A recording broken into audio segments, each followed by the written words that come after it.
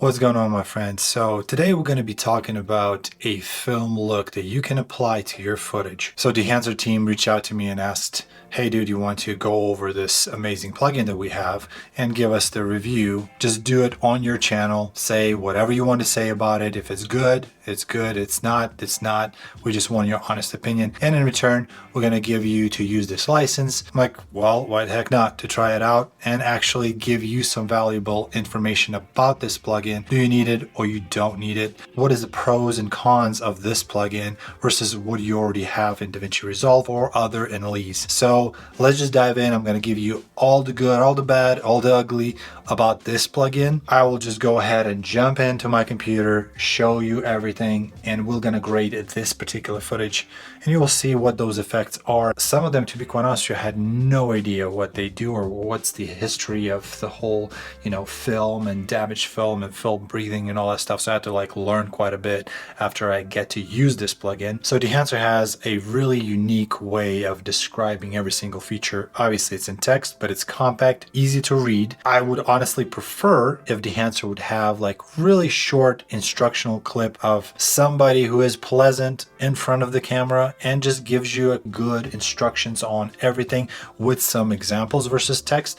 But they have a very, very good text documents that you can go through, very short, sweet, to the point. So right from the start, when you add Dehancer to your NLE, again, it can be DaVinci Resolve, it can be Final Cut Pro, it can be Premiere Pro. I feel like this is a number one thing that Final Cut Pro users would need to use and have, because Final Cut Pro does not have some of those features that Dehancer offers. If you go into DaVinci Resolve, some of those blue, emulation, all that stuff is already in DaVinci Resolve, but it is not as good as this Dehancer plugin. You can add Dehancer a few different ways in DaVinci Resolve. So you can add it on the editing page or you can add it on color page.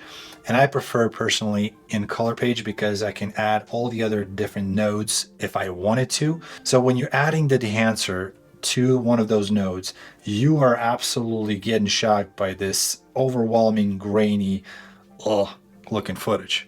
What I would do right from the start is I would go all the way down to the options, which my suggestion to have this disable all tools on top of this whole thing, because I don't want to scroll it down, disengage all the features, because I want to do it one by one and just try it out, seeing how it all looks, how it all feels, step by step. So I would definitely suggest the answer to have this disable all tools button all the way up top. And especially with license, I think that would make sense to have license information where you actually activate your license all the way on top, so you don't have to hunt down and find that options button, right? So with the first thing you do, instead of using color space transform to convert that Rec 709 look, you can just simply do it here in Dehancer. You can choose all sorts of things here, but I always choose the camera, vendor of the camera, Sony. I select which camera it is, so it's FX3, and of course format S-Log3, S-Gamut 3.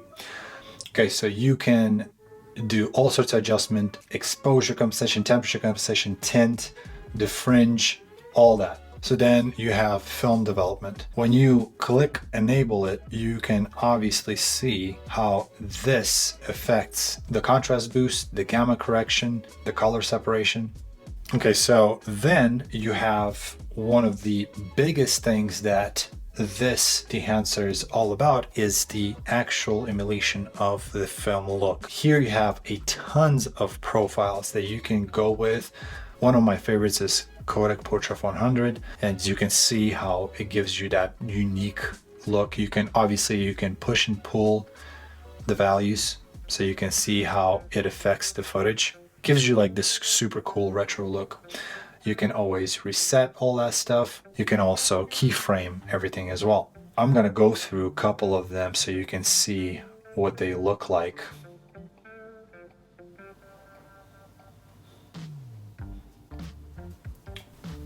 Kodak is one of the most popular ones, Fuji.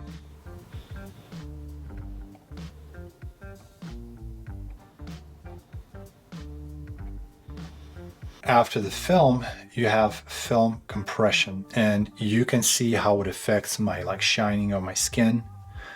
You obviously can always tone it down. It gives you that really unique film compression look. That's something that I usually do, especially if I have too much of highlight spots. I can simply tone it down by using this. We have expand.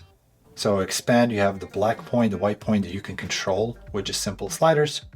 Then the all famous prints, you can actually select one of the top performing prints, notch it down just a little bit, the exposure.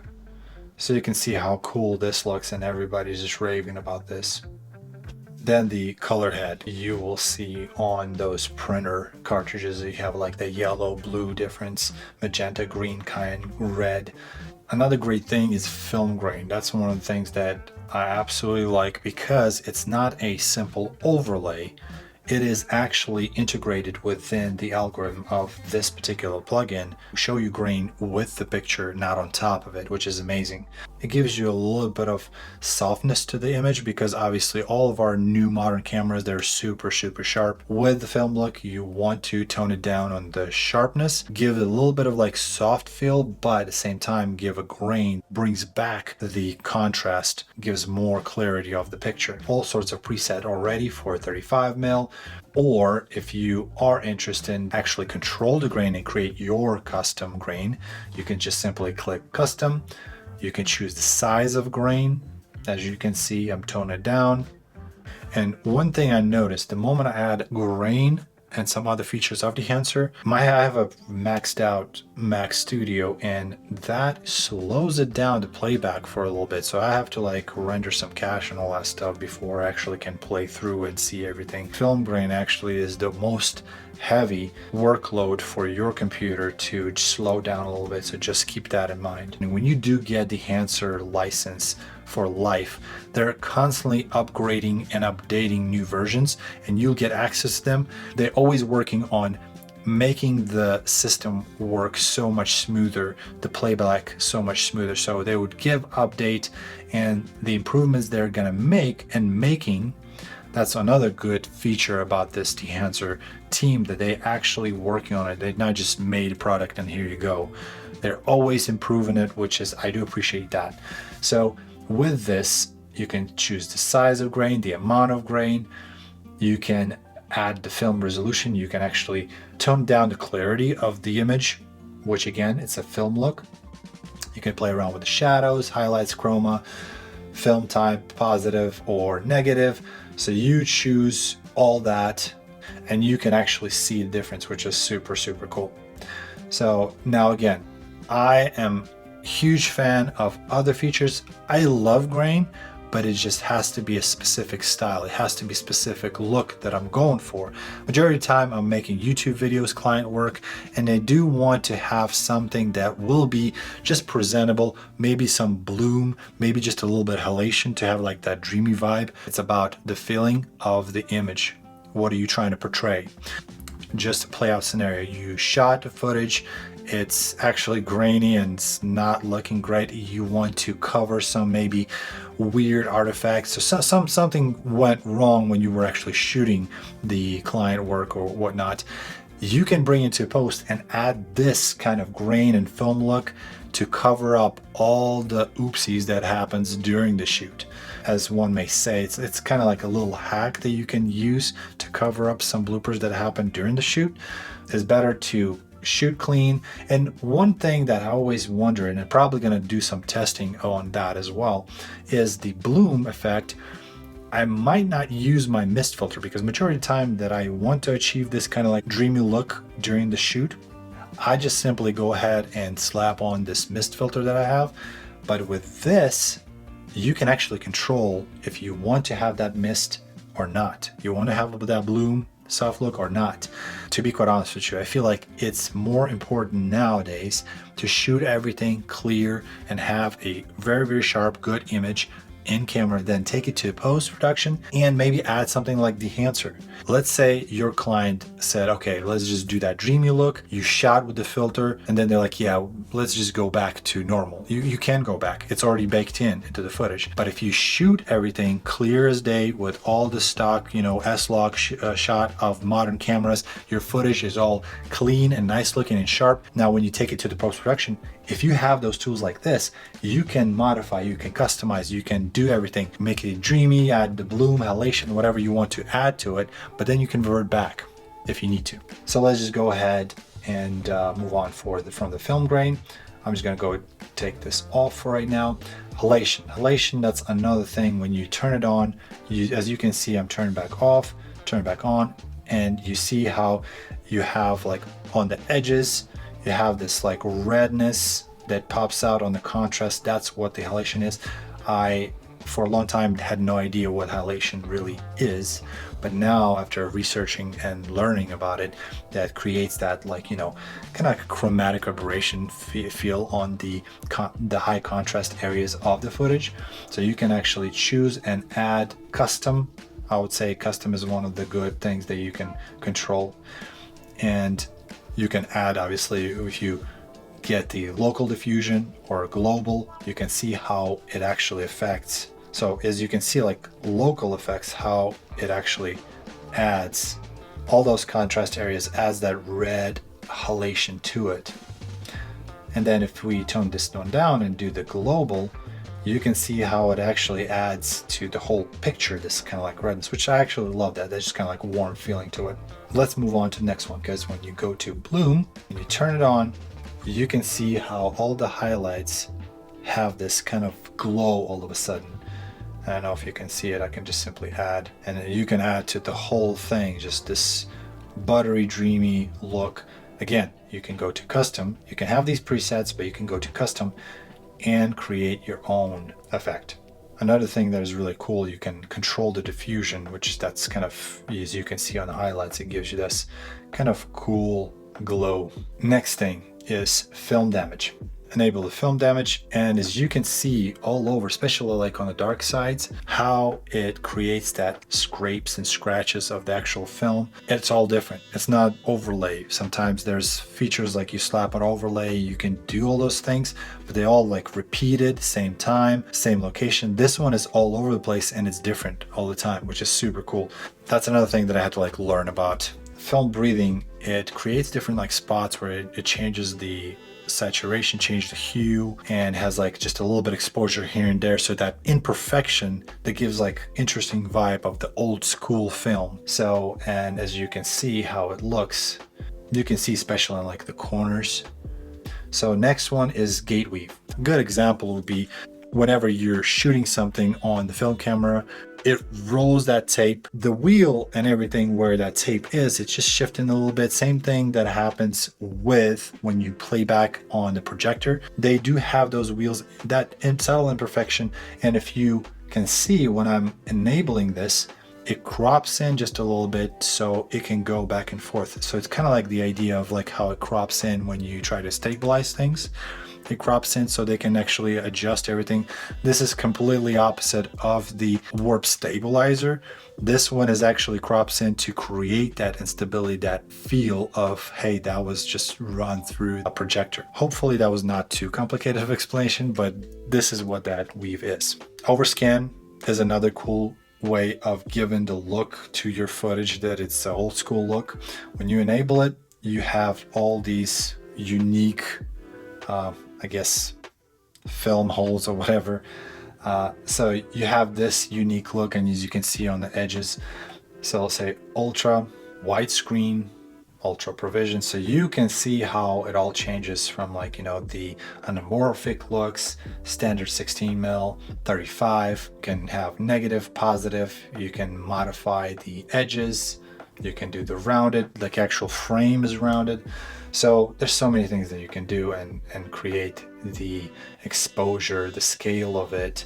It's all up to you however you want it to look like. You can flip around. I mean, now vignette, I'm not even going to go into it. You know exactly what it is. Monitor. I feel that would be super awesome to have somewhere up top, because you can simply click on false color and you can see which of my skin tones is in focus, which is overexposed, underexposed. You can see how window is almost blown out. You can see all that in Monitor. The moment you do any kind of like changes and adjustments to your footage, you have that monitoring availability of IRE, which is awesome. I'm shocked that they have that already. I use the clipping location, and what's cool about this one, when you click the clipping location, if one of your parts of the video is clipping, you will see it.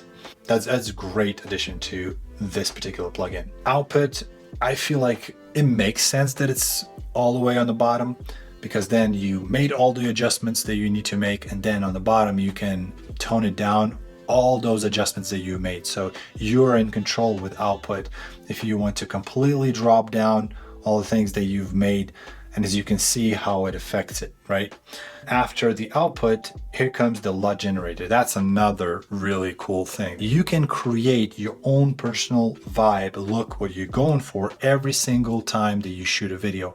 You can export that and just simply import it to your either external monitor or camera to see what your initial S-Log3 LUT will look like when you actually export the footage and start making your video. So that's a very, very helpful tool that I will 100% use. And then of course the options that I feel like that tab should be all the way on top. The moment you drop the Dehancer, you can shut off everything. You can get access to your license, your quality. You can change it from normal to fast, especially if you have a more powerful computer. And you can disable all the tools when you start working with Dehancer in the first place. So initial thoughts on this plugin. Who will benefit from this plugin? I feel like whoever is not a professional colorist, they will 100% benefit from this plugin. Everything is very, very simple. Convenience of having everything in one window. You can adjust, readjust, do whatever you want to do. I know a lot of other creatives and a lot of other YouTubers, they love to use node trees, and they have all this whole system that they got used to it. Color space transform, that's how they want to do it. You can do same exact thing with just one plugin, especially if you are shooting some of the videos that are given that vintage vibe and super cool, warm, old school film looking like videos. I feel like this is a must-have. Obviously, you can try to find all sorts of different effects in DaVinci Resolve and apply them through the node tree, but having just one node, slap it on, do all the conversions of Rec 709 to your final, and I feel like this is absolutely great plugin for Final Cut Pro for sure. The one thing that is a con about this, obviously I'm not going to be praising that it's like the best plugin in the world. The price for the whole bundle is a little bit steep. I feel like over 400 bucks, it's a little bit too much. If you can just totally get a DaVinci Resolve Studio with some hardware like a speed editor and have DaVinci Resolve for free. So the pricing definitely has to justify itself. If they would tone it down as far as pricing, again, that's just as a suggestion, tone it down to about like, I don't know, 250 bucks, 100% worth every single dollar to get this plugin for any NLE. You can always go through all those features that you like. You can do the trial. You can find exact features that you love and purchase them separately. And it's definitely much cheaper. Also, if you are interested, I do have a discount code that you can use to get 10% off. If you want to see more of detailed versions of the tutorials or whatnot about this Dehancer, please ask in the comments below and I will make that video, and I'll link it up in here in the corner. If I didn't make it already, you will see there. If you have any questions, please don't hesitate to ask. If you liked the video and found this helpful in some sort of way, please don't hesitate to subscribe, like button, all that good stuff. You know what to do. Other than that, thank you so much for watching. I will see you next video. See ya.